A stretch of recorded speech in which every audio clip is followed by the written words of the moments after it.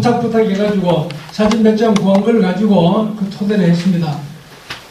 오늘 제가 들고 온 봉투는 오늘 설명드리는 거하고 전혀 관계가 없는 거고 1978년 경상북도에서 조경공사의 동양개발계획에 송대말 등대가 들어가 있는 책을 그때 78년도 만든 책인데 제가 88년도가 책을 구해서 지금까지 보관한 것만 해도 그것도 역사고 참 대단한 거다 싶은 그런 생각이 이제 지내놓고 보니까 생각이 드네요.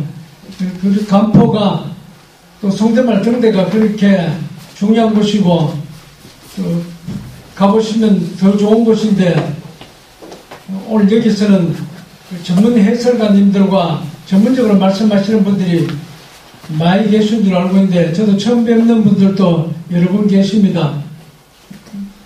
준비도 안 하고 그만 하려고 왔나고 미리 속으로 다 말씀하시고 욕 다 하시고 들어주시기 바라고요.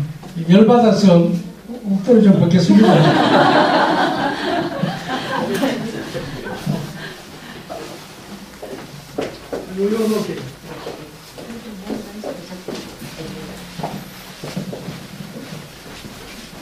지금 화면에 나와 있는 건 1922년도에 간판이 개항이 됐는데 20년대에 찍은 사진 같습니다. 그때는 사진상을 봤을 때는 간포항에 돛담배들이 그때는 많았습니다. 일본말로 이 배들 보고 오다선이라고 말하는데 돛담배들을 가지고 간포 앞바다에 조업을 하려 되는데 지금부터 한 100년 전 그러니까 1910년도 그때쯤에는 이 송대말 등대나 간포바다에 바닷가에 가서 아무데나 창가 찔러버리면 고기가 2마리 3마리 겹쳐가 올라올 정도로 고기가 많았다고 합니다.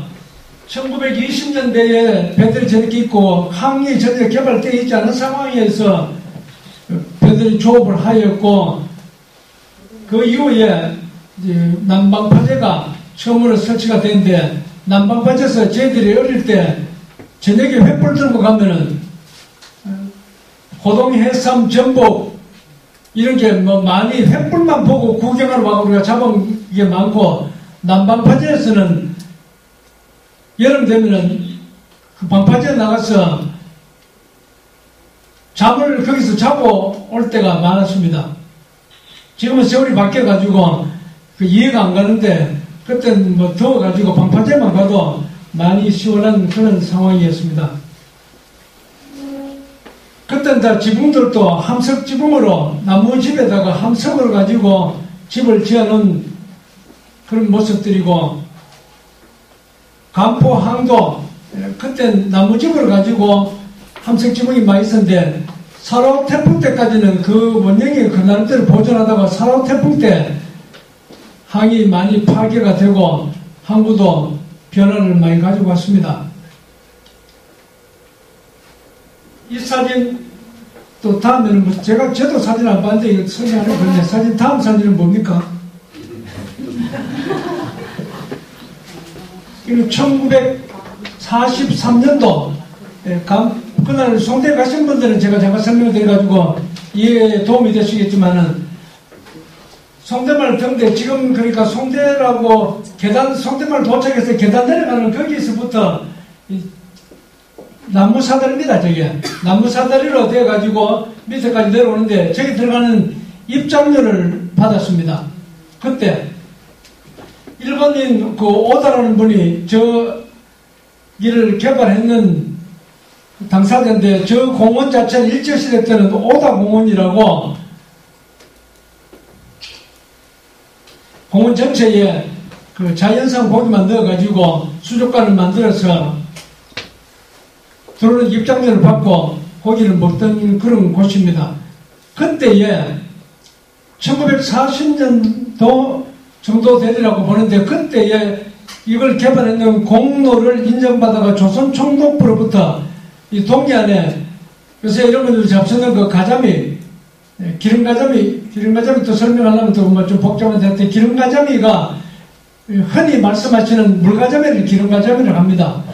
물가자미가 우리 여기서는 통상 부르는 게 뭐 대한민국 아무데나 미주구리 하면 물가점이라도 통하는데, 이거는 미주구리가 그 일본말로 미드니까 물이고 구리라 가지고 가점인가 이렇게 생각했는데, 미주구리 하는 거는 용어 자체가 잘못된 겁니다. 이거는 미저가레이라고 해가지고, 그거는 미저가레이 하는 게 일본말인데, 그건 이제 물가점이가 아니고 등에 점이 6개 벗겨 있는 게, 우리 여기서 부르기는 살가점이라고 부르는데, 그 가점이가 이름이 미저가레이고, 지금 여러분들이 아는 미주구리 물가점에 가는 거는 학명으로는 기름가자미입니다. 기름가자미. 또 일본말로는 히레구로인데, 히레는 지르름이 붙어있는 살을 히레라 부르고, 지르름이를 말하고, 구로는 글자 그대로 구로 껍다. 그러니까 지르름이가 겁는 게 그 기름가자미입니다. 그래서 금년에는 2013년도에 시비하고 우리 자체 자금 정도 해가지고 1억 가지고 간포에서 수산물 축제를 하는데, 이 기름가자미가 지금 영덕 군수로 계시는 김병묵 군수님이 경주시 수산계장도 하시고 도수산과장도 하시고 영덕 군수 하시면서 기름가자미 최고 많이 생산되는 지역이 우리 간포인데, 영덕의 강구에서는 대게 축제를 하고 축산면에서 물가점에 축제를 합니다. 근데 남이 물가점에 축제하는데 우리도 물가점에 축제하면 남은 거 뺏겨가면 안 되잖아요. 그래서 저거는 물가점에 축제하고 우리는 정확하게 기름가점에 축제를 하려고 하는데, 경상북도 기술센터에서 2011년도에 기름가점의 자원을 보호합시다 하고 우리 항매에다 현수막 2개 붙여놨는데, 이게 기름가점이다 말하는 사람 아무도 없고 자원 보호만 하자고 하는 거라. 그래서 기름가점이 저도 몰라가지고 기름가점이 뭐가 있는 것 같다. 물가점이 말고 뭐가 기름가점이 있어가 그걸 보호하는 것 같다. 그렇게 생각했는데, 기름가점이 뭐냐고 수정과장한테 보니까 몰라요. 우리 판매과장도 판매가 20년 넘도록 근무했는데 기름가점이 뭐가 하니까 아는 사람이 없습니다. 그래서 제가 국립수산과학원에 가서 기름가점이 뭐가 기름가점이고 하고 그 수산과학원에 박사 중에 부장 박사 보고 물으니까 어느 도감을 갖고 와가지고 이게 기름가점이다. 기름가점이가 바로 우리가 잡는 게 기름가자미입니다. 그 기름가자미는 히레구로, 지느러미가 검어가지고 기름가자미인데, 여러분들이 식당에 다니면서 식당 하시는 분 잘 아시겠지만, 보고를 회를 먹든지 탕을 해 먹으면서 지느러미를 잘라가지고 창에다 붙여놓은 집 들어보셨죠? 네. 그걸 청주에 넣어가지고 먹는 게 일본 사람들이 히레사키거든요. 히레사키. 그리고 지느러미를 술에다 넣어가 먹으면 독이 감해지고 또 맛도 더 나고 하면서 보고 가지고 히레사키 하는 그런 거는 많은데, 이제 우리 고기 만드는 사람들 전부 다 모릅니다. 이 히레구로가 기름가점인 것을. 그래서 우리 제가 판물가점 보고 물가점이 입찰한다, 미주구로 입찰한다 그런 말 쓰지 말고, 왜 기름가점이냐? 한국, 중국, 일본 3국의 공통으로 쓰는 용어가 학명이 기름가점입니다. 일본말로 히레구로고, 그걸 김병묵 군수가 그렇게 하고 있는데, 또 우리는 이제 달리 하듯이 그런 자연산 고기가 이 안에 많이 들어왔는데, 그 고기를 잡는 배가 동해안에 12척이 있었습니다. 일본 사람들이 조선 총독부에서 허가를 있었는데, 이 오다라는 분이 이 오다 공원을 개발했는 공도를 인정받아가지고 그 배, 옛날 말하면 그게 오대물이거든요. 지금은 우리 한국에서 보시면은 가자미, 낙지 이런 새우 잡아오는 배, 철선 있는 배가 기선저인망 배로 그 댕구리, 일본말로 댕구리입니다. 댕구리도 이제 큰 배들은 오대물이고 적은 배들은 고댕구리인데, 그 허가를 받아가지고 할 정도로 조선 총독부로부터 인정을 받았고, 또한 여기에 소나무 조경이 지금도 부분적으로 남아있고, 일본 사람들이 심어놓은 게 사로 태풍, 브렌다 태풍, 각종 태풍 오면서 한 그릇씩 두 그릇씩 넘어져가지고 지금은 소나무가 많이 줄어드는데, 우리는 한 그릇도 못 심었어요. 일본 사람들은 심고 왔는데 우리는 못 심었는데, 제가 업자님께도 여기 소나무 심어달라고 살림과는 무슨 과 하는지 모르겠지만 해달라고 부탁을 해가지고 옛날같이 다시 소나무를 송대말 등대, 소나무가 있는 등대라서 송대말 등대입니다. 근데 지금 소나무가 많이 없어졌는데 다시 심어가지고 그때로 복원했으면 싶은 생각이 들고, 소나무 많이 심어졌던 그 풍경을 담아가지고 일제 때 그림엽서가 발행이 됐습니다. 발행이 돼서 그 일본과 우리 한국의 그림엽서를 다 사용했는데, 제가 20살 때 그 그림엽서를 한 장 구해가지고 책갈피에다가 깊이 이어놓고 군대 갔다 왔더니 우리 집에서 청소하면서 그림엽서를 없애버려가 지금까지 못 찾고 있는데, 일본 가면 찾아지겠나 싶은 생각도 좀 들고 그렇습니다. 그만큼 이렇게 풍경이 아름다웠고, 지금 보이시는 그 사진 오른쪽에 집이 조그만 거 보이시죠? 제 집이 다다미가 8장 들어가는 다다미 8조방이 저기 한 칸 있어가지고, 지금도 저 자리에 가면은 그 세면 자국이 남아 있습니다. 그 조집이 앉았던 그 틀을 잡았던 그 자국이 남아 있어가지고, 고관들이 주로 입장료 내고 그때 들어왔으니까 뭐 우리 사람들은 거기 가지도 못했죠. 그 당시에는 높은 사람들이 그 서울서 경상북도 지사를 명령을 받든지 시당 명령 받아가지고 오게 되면은 이 간법 소재지에서 저까지 다니는 택시가 그때 있었답니다. 유로 택시가 있어가지고 택시 타고 저기 오시고, 안 그러면 저기 차를 타고 오셔가지고 입장료를 내고 들어가서 방어, 삼치, 뭐 가자미, 광어, 뭐 도다리, 뭐 그때는 자연산이 무진장 많았으니까 그런 고기를 잡아서 저거 잡으라고, 지금 뭐 방파제 회센터, 횟집 그런 건데 그때 저거 이름을 뭘 했는지 잘 모르겠네요. 근데 뭐 한 사람이 저기다가 1940년대 유곽이라고 표시를 했는데, 유곽이라는 표시는 잘못됐습니다. 그래서 저거 만든 사람 보고 이름 고쳐라. 유곽은 그 표현이 잘못된 얘기다. 다다미 8조방인데 유곽하면 안 되지요.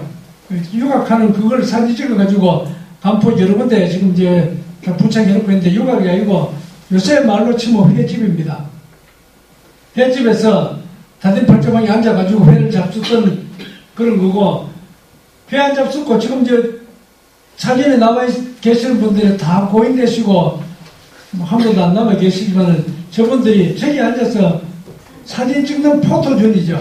제 사진만 찍어도 아름다운 곳인데, 1990년대에 서울 사람들이 간포 놀러 와가지고 가는 곳이 보문단지였습니다. 보문단지 2박 3일 가서 다 구석구석 돌아봤는데, 보문단지는 뭐 용인민속촌이나 뭐 자연박물관이나 도처에 비슷비슷한 그런 게 많은 곳에 있는데, 거기서 2박 3일 지내다가 이 송대말 등대에 들어가서 보고, 여기 이렇게 좋은 곳 있는데 놔두고 보문단지 잘못 갔다 왔다고 그런 이야기도 하고 있겠는데, 여기에 들어가면은 그 칸칸이 거기 있던 곳에 지금은 전혀 관리를 안 해가지고 모래자갈들이 많이 차가지고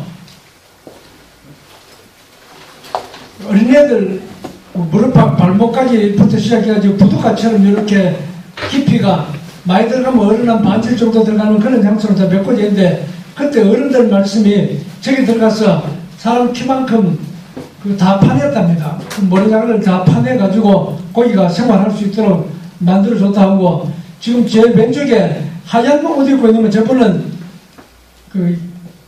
요새 백바지 뭐 흰옷 같습니다. 그러니까 양복을 입고 계신데, 그 옆에 가면은 조금 꼴짝이, 조그만 꼴짝이 하나 있는데 그 꼴짝이가 방어골입니다. 그때 방어가 그 안에 들어와가지고 방어가 많이 놀았다고 해서 방어골인데, 방어가 1977년도에 일본하고 한국하고 전체에 우리 간포에서 그때 동홍수산이라는 그 정치망이 있어가지고 1000마리 방어를 잡았는데, 일본과 한국 전체에서 제일 많은 방어가 잡히고, 그리고 방어가 잘 안 잡힙니다. 방어 한 마리 그때 사랑어만하고 똑같은 값으로 경매가 있는데, 방어도 여름 방어는 개도 안 먹다가 방어 속에 벌려있다고 안 먹는데, 겨울 방어는 12월달, 1월달 사이에 방어값이 제일 비쌉니다. 그때는 방어에 머리부터 해가지고 버릴 게 아무것도 없고, 방어에 기름기도 많고 너무너무 맛있어가지고 하기도 버릴 게 없는데, 그게 최고의 가격으로 경매도 되고 해서, 근데 그런 방어가 저 안에 들어와서 놀 만큼 고기가 또 많이 있었습니다. 저 구름다리를 내려와서 들어가면은 중간 부분에 물개가 그것도 전시용으로 그 안에 있었습니다. 물개는 지 맘대로 걸어 다니니까 나가지 말고 위에다가 철망을 해가지고 못 나가도록 만들어져 있고, 나머지 자리에는 각종 그 고기가 있는 것을 피해를 해서 잡수시고, 이 사진 저 오른쪽에도 약간 보입니다만은 또 그 다음 사진을 보면 오른쪽에도 집이 있는 그런 모습들이 보입니다. 그 집은 오른쪽이 좀 보이죠? 저기는 다대미 8조 방이 8칸 있었다 그럽니다. 그래서 사람들이 단체로 와가지고 회 잡수던 그런 자리로 계속 있었고, 이게 해방되고 난 다음에도 우리 한국 정부가 무질서하고 할 때, 그때는 함석 지붕도 함석도 없었고 나무도 없었고 해서 나무도 많이 잘라고 화목해버리고, 저는 함석도 뜯어가 자기 집에 가지고 집 고친다고 하고 창문 다 뜯어가고, 그렇게 해서 이게 뭐 파괴돼버리고 질서가 없어지고 말았습니다. 지금도 전임 업장님께서 여기에다 8천만 원 들여서 포토존을 하신다고 하는데, 그날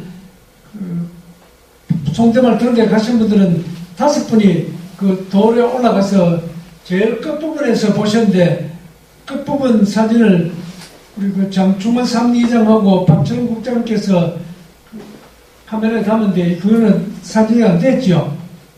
거기서 보면은 송대말 등대 전체의 배경이 다 나올 만큼 배경이 아름다운 그런 좋은 곳입니다. 포토존을 거기에 했으면 좋겠다 싶고, 이걸 지금 다시 고기 잡아 넣고 제대로 관리하면 63 빌딩의 수족관은 근처도 못 올 만큼 여기는 자연 그대로 파도치고 소리 나고 자연에 살아있는 그 모습을 보는데, 제가 1984년부터 88년까지 그 경주군 생활 지도자 회장을 할 때에 김재곤 군수가 계시면서 관광지 개발하라고 그때 돈으로 40억인가 중앙에서 예산이 들어와가지고 설대 없다 하고 돈 받나 그러니까 군수님이 그 하회장한테 가서 물어보고 송대말 그 개발하라고 그랬는데, 지금도 여러분 보시다시피 여기에 주차장도 있어야 되고 숙박시설도 있어야 되고 수족관도 대형으로 1978년도 조경공사에서 그 경상북도에 납품한 자료에 보면은 그런 계획이 다 있었습니다. 앞으로 다 하려고 그러면 상당한 예산이 들어가야 되지 돈 40억가 못합니다 하고 군수님께서 그걸 다 했는데, 어쨌든 간에 우리 간포 사람으로서는 이게 다시 뭐 그때의 모습으로 돌아가기를 바라는 마음이 간절합니다. 그래서 최소한 이제는 이제 그때보다 태풍도 엄청 세지고 해가지고, 옛날에는 그 방파제도 남방파제에 있는 것보다 높이가 그때 방파제보다 지금 1.5m 내지 2m 정도 방파제 높이가 더 높아갔습니다.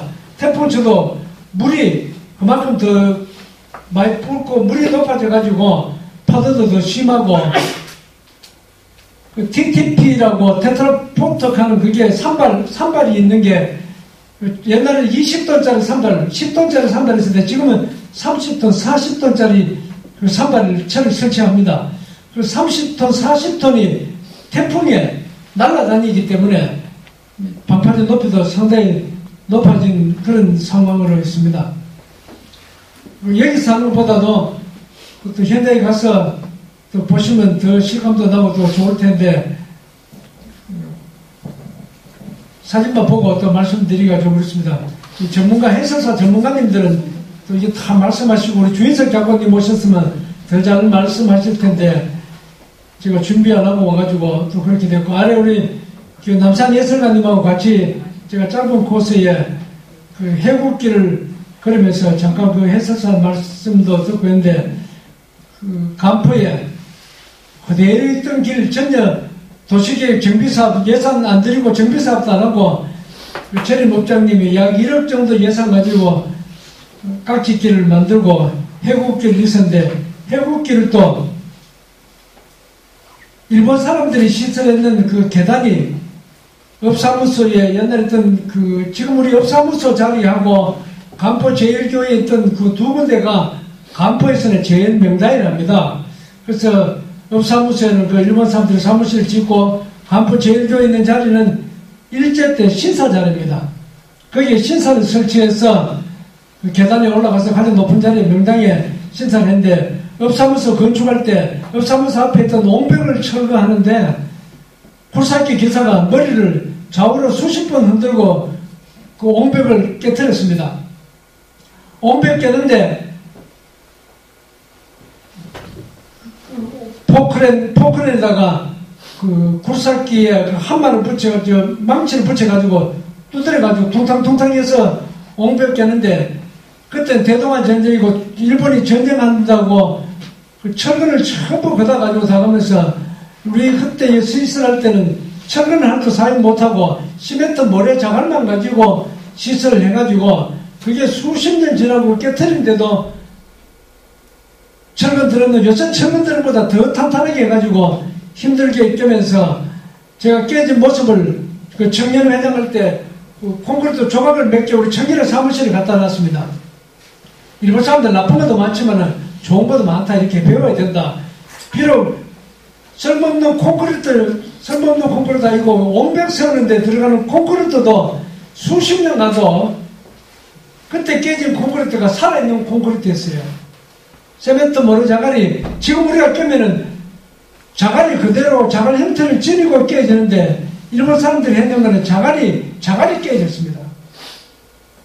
그만큼 튼튼하게 했는데 지금 간부제일교회에 있는 그 계단도 그때 만드는 계단이라서 계단이 엄청 여물게 돼가지고 지금도 그리 가면은 요즘 계단보다도 훨씬 윤기가 나고 반들반들하게 되어 있습니다. 해방되고 일본 사람들 물러가고 난 다음에 그 간포제일교회는 강만성 목사님이라는 분이 평양신학교 나오셔가지고 이 교회에 오셨는데 해방되고 평양에서 내려오셨는데 그분이 처가가 전초입니다.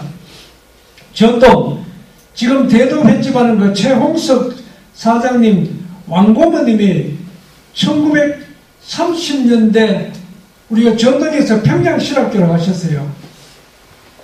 그 평양신학교에 가셔가지고 그 강목사님은 이국 사람인데 거기서 뭐 젊은 사람들끼리 그렇게 짝을 지어가지고 해방되면서 가실 데 없어가지고 처가코스에 오신 게 간포 오셔가지고 지금 전청하면 전동교회라고 있는데 그 교회를 그 목사님이 처가코스에 시설하신다고 교회를 지으시고 하셨습니다. 그 목사님은 70대에 돌아가시고 사모님은 94세로 3년 전에 돌아가셨다고 그 얘기를 들었습니다. 그 아들 되는 분이 지금도 대구에서 아시아 복지재단으로 그 장애자 및 복지재단을 그 대구시와 경상북도에 크게 하고 계신데 그 목사님이 그때 간포에 오셔가지고 그 신사 자리에다가 교회로 자리 잡아서 저희들 어릴 때 교회 다닐 때는 그 신사에 그런 부속물들이 많이 남아있었는데 지금은 거의 다 없어지고 지금 남아있는 거는 계단만 남아있고 그 계단 옆에 그 이제 어촌계에서 관리하는 그 어촌계 사당, 어촌계 그 신 모시는 데가 옆에 있는데 그 어촌계에서 요즘 이제 옛날 할배 때는 거기를 뭐 중요하게 생각했습니다만 지금은 그걸 중요하게 생각하는 분들이 별로 없고 거기 가서 뭐 별 관리도 안 하고 해서 잡초가 많이 묵어지고 그런 상황으로 어촌계 사당이 부분적으로 남아있는 게 전부 다입니다. 그래서 그 해군길에도 꽃이 그려져가지고 꽃이 피어가지고 그 아름다운 꽃을 피어있는데 저는 그 꽃도 밟으면 꽃이 아프잖아요. 그래서 제가 하루에 한 번씩 거의 매일 그 꽃연포를만 지나가지고 꽃을 안 밟고 지나갑니다. 사진 촬영하러 오는 분들이 통상 그 꽃에 가서 꽃봉오리 들어가지고 사진을 많이 찍으시고 하는데 꽃봉오리 가서 자꾸 그 촬영한다고 들어가시면 꽃도 상하실 것 같아가지고 제가 보면 그 밟지도 말고 관에 들어가지도 말라고 꽃봉오리 잘 간직하고 꽃도 잘 간직해야 된다고 그런 얘기를 하면서 저는 좀 불편해도 꽃 옆으로만 다니고 꽃하고 늘 친하게 지내면서 꽃도 다칠까봐 꽃잎도 안 밟고 지나가는 그런 꽃을 우리 행정에서 만들어 주셔가지고 너무 감사하고 또 우리 전임 업자님 말씀은 주상절리가 천연기념물로 지정이 되어 있는데 주상절리 코스가 그 양남 하세리에서 읍천리까지 오면은 도보로 1시간 하면 그 코스를 다 보고 맙니다. 그 주상절리 덕분에 관광객들이 와서 간포 깍지길 안에 주상절리가 있다고 생각해가지고 주상절리 보고 깍지길 보러 또 온다고 오는 사람들도 많고, 깍지길 여러 번 방송도 타고 해서 뭐 전국 도처에서 깍지길 계속해서 찾아오는 분들이 많은데, 오늘도 오전에 업장님하고 회의를 또 같이 했는데 깍지길 조성 사업비를 원자력에서 1억을 지원받아가지고 우리 김 업장님께서 깍지길 구석구석에 많이 투자하시고 더 많이 지원받아가지고 전국에서 소문난 간포 됐으면 싶고, 간포에 제가 초등학교 다닐 때 초등학교에 1800명 학생이 한 반에 60명씩 5반 6반까지 있었는데, 지금은 전교생 다 합해도 200명 정도밖에 안 되는 학교로 전락돼 가지고 어디 가는데 가는 곳마다 많이 넣으라고 간곡히 부탁하고 있는데, 그 사업이 참 어려운 사업입니다. 지금까지 두서도 없고 준비도 안 돼가지고 용서해 주시기 바랍니다. 아는 것만 대충 말씀드렸으니까 우리 사립교장님 2시간 하라고 해서 20분만 하겠다고 했는데 제가 20분 다 돼가는 건데요. 그럼 이해해 주시고, 남는 시간에는 오늘 사립교장님이 노래 한 곡 하시기로 저하고 약속했기 때문에 조금 박수 부탁합니다.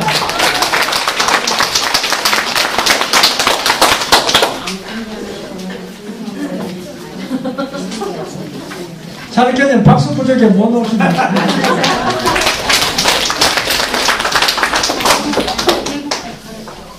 저는 노래가 이야기하는 게 노래입니다.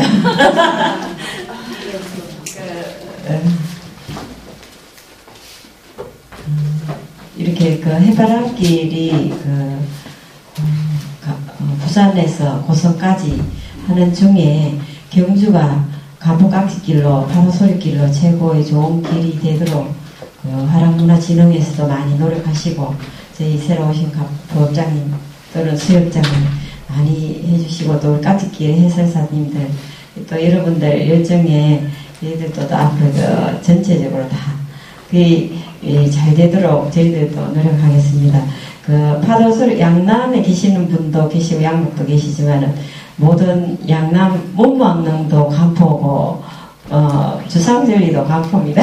그래서 저희들이 간포 양남 양북 걸쳐서 길이 잘 돼서 우리 해바라길 중에 경주 구간이 최고의 좋은 길이 되고, 또 특히 해설사들이 그 자연경관이나 이런 거는 제대로 다 있지만은 우리가 노력해서 할 수 있는 게 해설사 양성이나 또 멋진 해설사분들 그렇게 좋은 결과가 있으길 바랍니다. 제 노래 감사합니다. 들어주시면.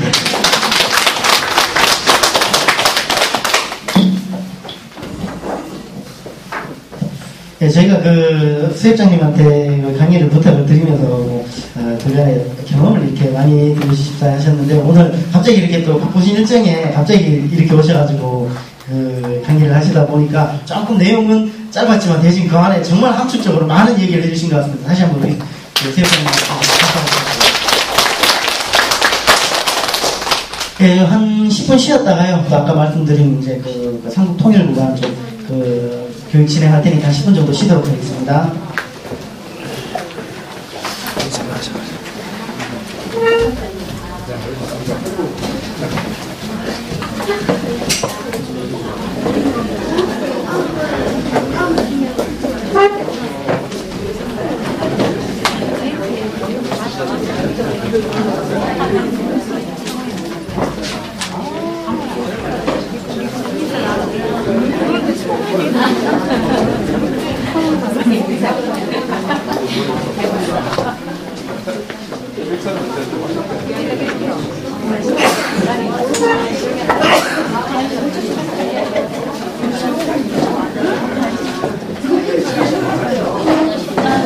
지쳐도 괜찮았어요? 네.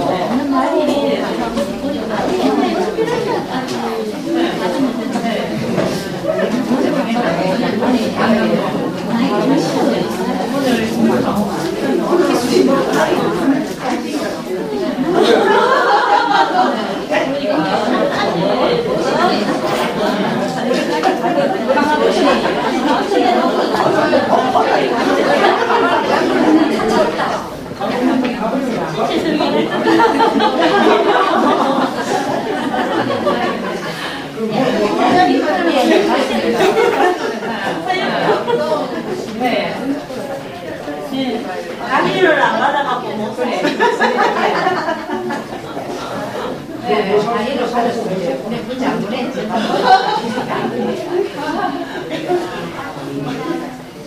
수고하신 거에 다음에 진짜 길어버리면서 무슨 어렵게 거 진짜 살아있는 이건 바쁘셔가지고 여보세요? 대목에 또 하는 바람이 서바고 있네. 우리가 대목이 말고 이제 사전에 들어가 보신 날 바로 날 잡아서 부서 집이라든가 사람들 오시니까 봄이 오면 그때 예, 봄에 들어가 보실 때 봄에 바쁘고 지금 갑시다. 지금은 목이라 지금 시작이니까 하는데 잘못해서 오셔가지고 봄에는 회사사 양반들이 바쁘고 들어가보나 날까지 해가지고 뭐 하는 거예요? 아 이제 저희가 한 번도 없는 노래라서 예산대로 좀 떼어놔야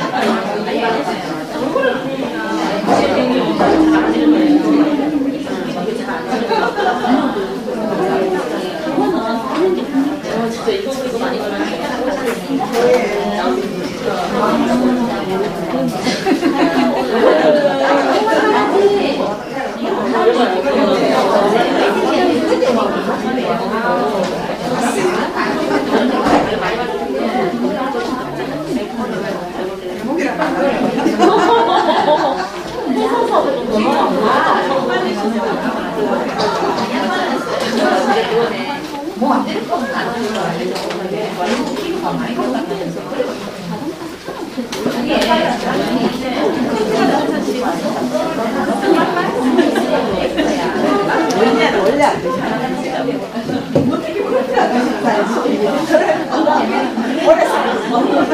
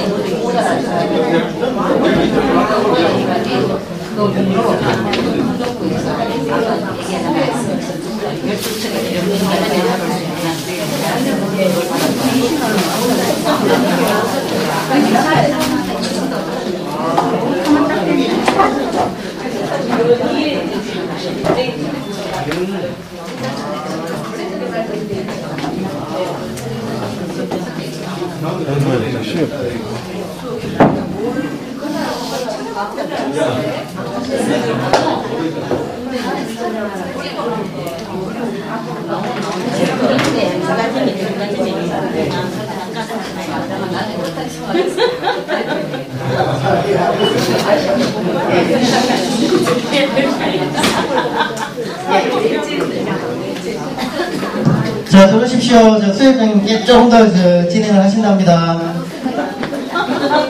자, 들어오십시오. 교육 진행하겠습니다.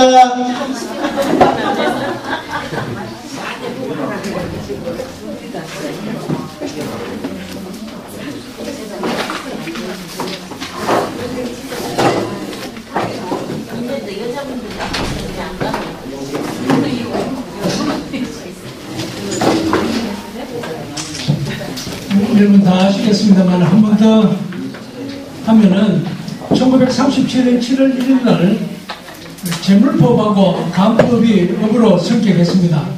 양법 계시는 분들은 간법 되기 전에 양북면 간법이었습니다. 그 간포가 면도 안 가고 바로 업으로 성격되는 것은 부산에서 포항까지 항구 중에 간포에서 고기가 제일 많이 났답니다.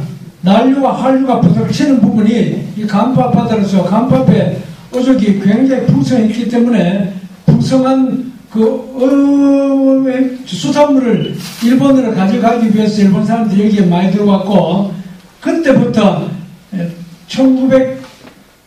1960년대까지 무역선이 간포항에서 일본으로 다니는 무역선이 있었습니다. 그때는 주로 이제 방어, 삼치 그런 고가의 의자원들을 우리는 뭐 비싸고 못 사먹으니까 일본 사람들에게 바로 수출하는 수출 항구였습니다.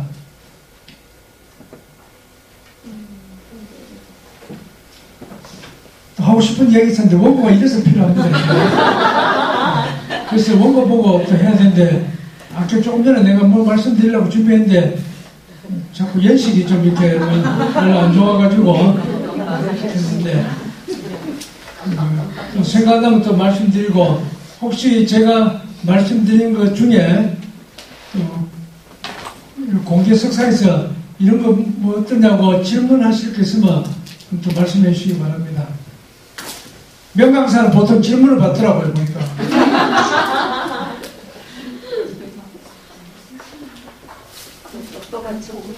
1937년에 그럼 간포읍이 승격됐나요? 37년 7월 1일 날 재물법하고 간법하고 업으로 성격이 됐습니다. 1940년도에 간포항에 전기, 전화, 상수도가 간포항에 다 들어왔습니다. 그때는 전기 들어오는 것도 대단한 일이었거든요. 1940년도에 전기, 전화, 상수도가 들어와가지고 요 소재지 안에는 일본 사람들을 중심으로 상수도까지 공급이 다 될 만큼 간포에 경기가 활성화되어 있었고, 그때는 해방 이후에도 한동안 그랬지만은 간포에서 돈 많은 분이 서울 가면은 영남 갑부 왔다 할 정도로 돈을 많이 벌었다는 그런 얘기입니다. 그러니까 1940년도에 전기, 전화, 상수도 가는 건 엄청난 얘기입니다. 그게 그때만 하더라도 전기 안 들어가는 지역이 상당히 많았거든요. 제가 일본 집에 지금도 일본 사람들이 지어놓은 집을 요즘 말로 리모델링해서 고쳐가지고 살고 있는데, 일본 집을 몇 집을 이렇게 살면서 했는데, 제가 살던 집에 문짝이 하도 많아가지고 개수를 세어보니까 202개나 되더라고요.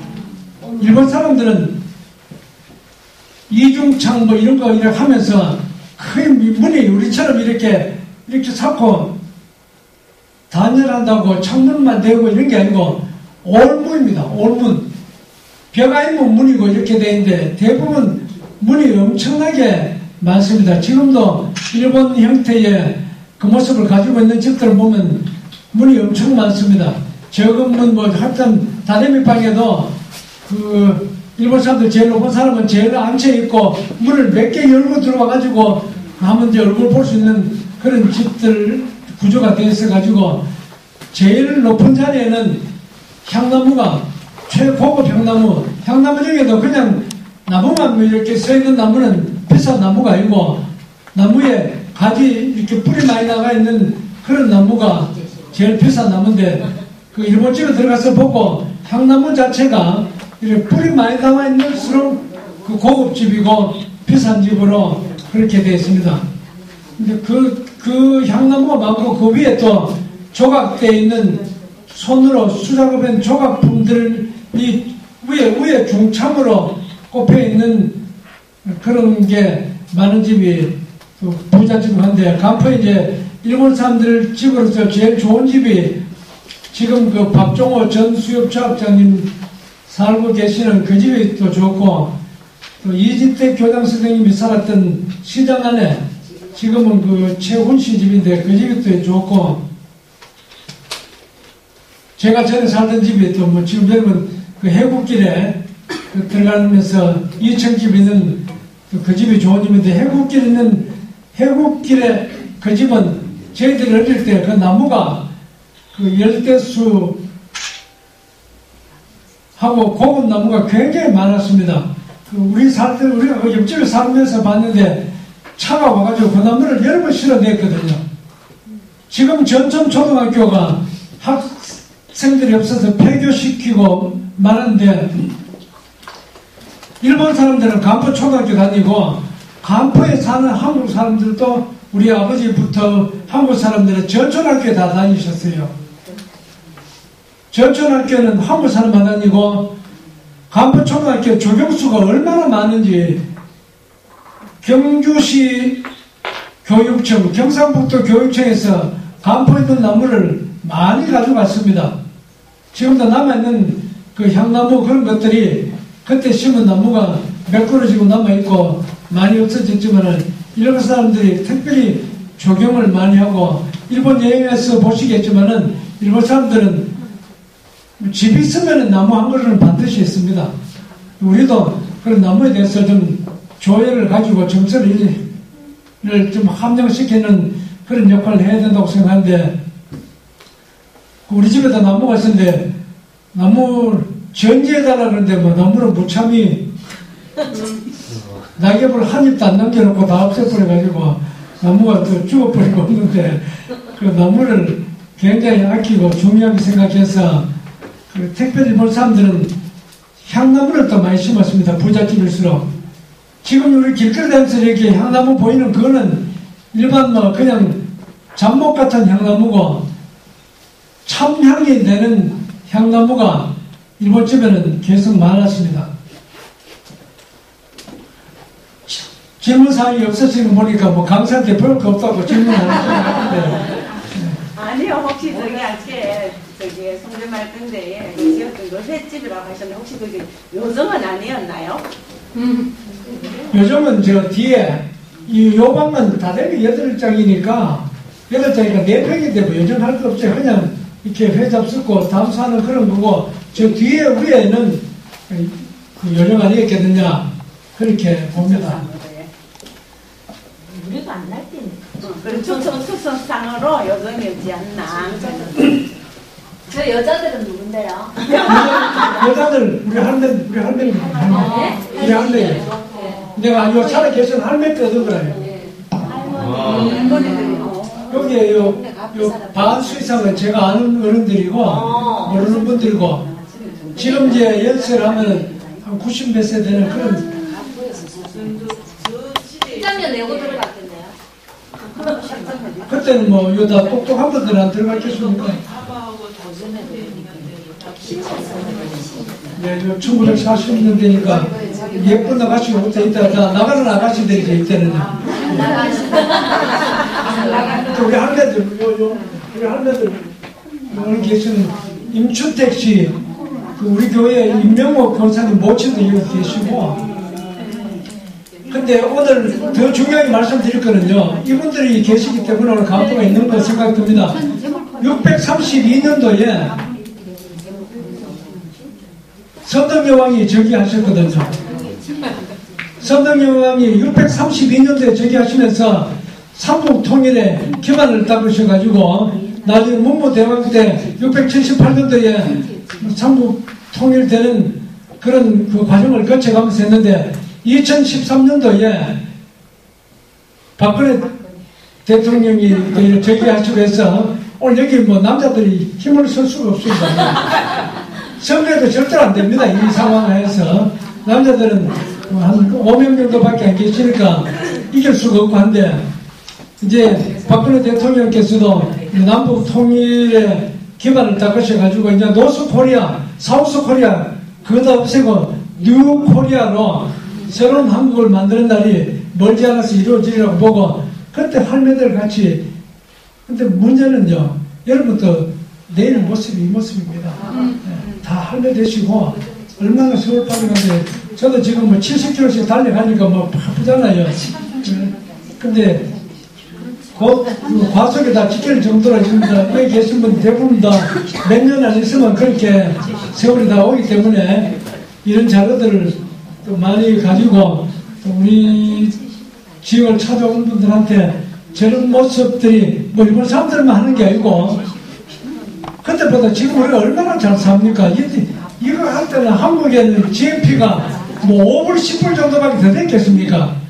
지금 2만 몇천 불 되는데도 이걸 못 한단 말입니다. 그런 게 안타깝고 한데, 어쨌든 간에 이제 업장님도 가셔가지고 또 뭐 보편 다 가시는데, 내가 이제 최양식 시장님 모시면 별도 얘기 한번 모시고, 이 사진도 보여드리고, 한 번 더 여기에 매력을 가질 수 있도록, 경주에만 내 뭐 월정교 세우고 뭐 세우고 그런 걸 많이 하는데, 바닷가에도 경주에 바다가 있다 하는 그 자체만 해도 대단한 거죠. 경주에도 원자력이 있느냐고 그런 얘기를 합니다. 원자력은 반드시 바다가 있는 곳에 그 냉각수를 바닷물로 냉각시켜야 되기 때문에 바다가 있는 곳에 원자력이 세워지는데 경주에 원자력이 있는 게 뭐 장점도 있고 단점도 있고 한데 경주에 바다가 있습니다. 제가 경주에 수협조합장이라면 어떤 사람들 경주 어디 바다에 네가 수협조합장 하느냐고 그 얘기하는 사람들인데 경주 바다가 36km입니다. 울산 경기부터 포항 경기까지 36km 바다를 형성하고 있는데 지금도 우리 경주 바다에는 대표 브랜드가 기름가재미, 참가재미, 참전복, 참복어 이런 게 뭐 우리 대표 브랜드로 그 금년에 그 가재미 축제할 때 또 해셔서 여러분들 다 오시면 무료로 제가 이제 별방에서 제공하겠습니다.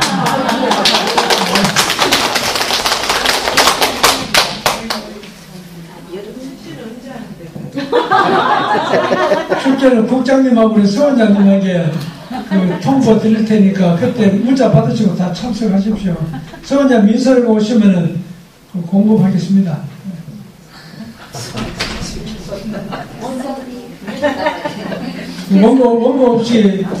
원고 없이 뭐 두서없이 말씀드리가 용서해 주시고 이것을 마치고 내려가겠습니다. 고맙습니다.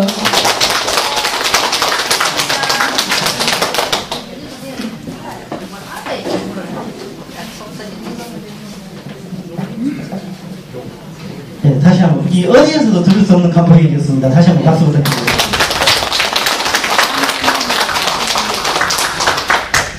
받는 박수 오늘 다 받은 거예요. 예, 확실히 또 그 뭐 간포에서는 워낙 또 오래 사셨고 그리고 지금 또 현재 수협장님으로 수협 소산업 협동조합 조합장님으로 계시다 보니까 여러 방면으로 이렇게 폭넓은 식견을 가지고 계셔서 들으시는데 많이 도움이 되셨을 거라 봅니다. 다음에 또 우리 그 현장 답사할 때 요 사진에 관련된 장소 그 송대말 등대 쪽으로 지나갈 때 미리 한번 사진에 연락드리고 그때 요거를 실질적으로 실물을 보면서 또 한번 설명을 해주시겠다고 하시니까 그때 다시 한번 또 요 부분에 관해서 들으실 수 있을 것 같습니다. 자, 우리 수회장님이 정말 멋진 강의 해주셨는데 바로 또 이어서 이번 간포에 대한 역사를 들었을 때 이번에는 이 경주 해안에 있는 역사 문화재에 대한 교육을 좀 들어보도록 하겠습니다. 우리 그 남선 연구소 지금 현재 지킴이 그 회장으로 계시고요. 그리고 경주에서 가장 유명한 해설자 중에 한 분이신 우리 이정숙 선생님 모시고 한번 교육 들어보도록 하겠습니다. 박수 부탁드립니다.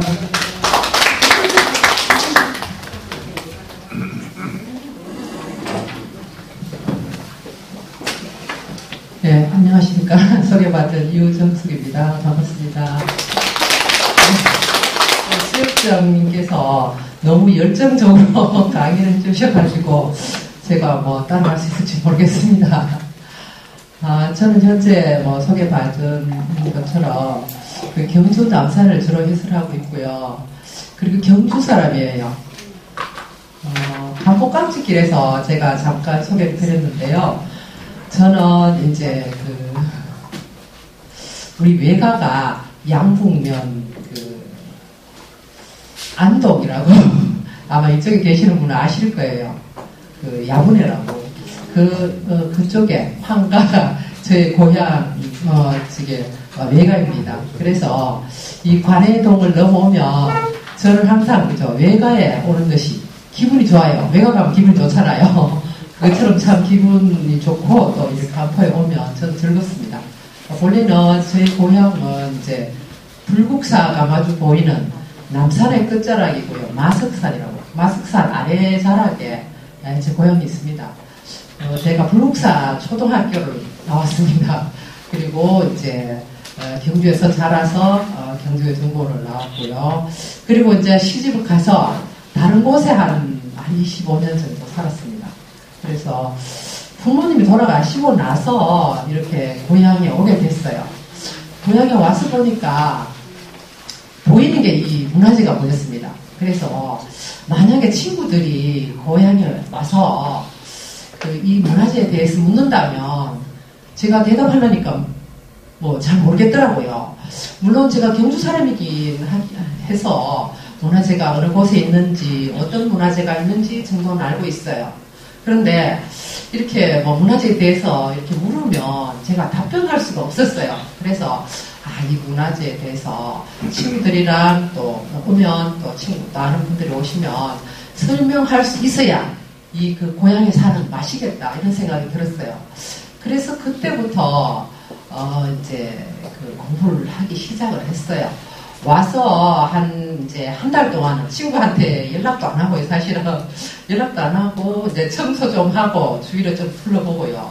한 달쯤 지나니까 뭔가 해야 되겠다 싶어서 어떻게 계기가 돼서 이 문화재를 이제 공부하게 됐고, 제일 처음에 이제 이건직 교수 강의부터 들었는데 하다 보니까 또 흥미가 있기도 하고요. 또 좀 해봐야 되겠다 싶어서 하다가 보니까 또 뭐 선배도 만나고 후배도 만나고 또 문화재 관련 있는 분들, 선생님들 만났어요. 그래서 그런 계기로 제가 서라벌대에서 야간으로 문화재 해설 전공이 있었습니다. 그래서 제가 그쪽에 이제 가서 공부를 좀 했고요. 그리고 또 제가 사실은 뭐 얘기한다는 사실보다는 제가 공부하는 게 더 궁금했어요. 사실은 저도 자꾸 해보니까 재미가 있고, 그래서 거기 이제 서라벌대 졸업을 하고 나서 이제 동국대 고고미술사학과 다시 편입을 해서 들어가서 문화재 공부를 좀 하게 됐습니다. 그래서 제가 전공한 부분은 고고미술사학을 전공을 했습니다.